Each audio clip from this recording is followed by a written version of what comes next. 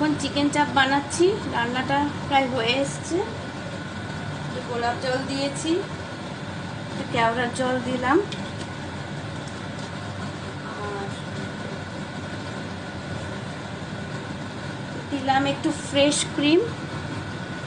ক্রিমটা একটু সামান্য জলে গুলে নিয়েছি।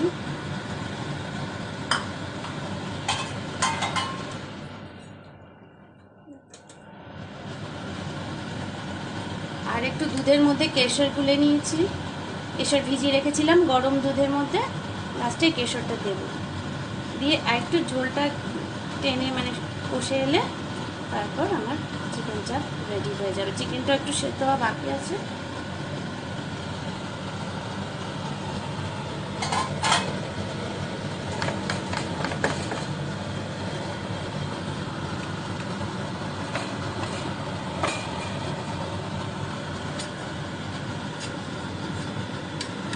চিকেনগুলো উল্টে পাল্টে দিলাম।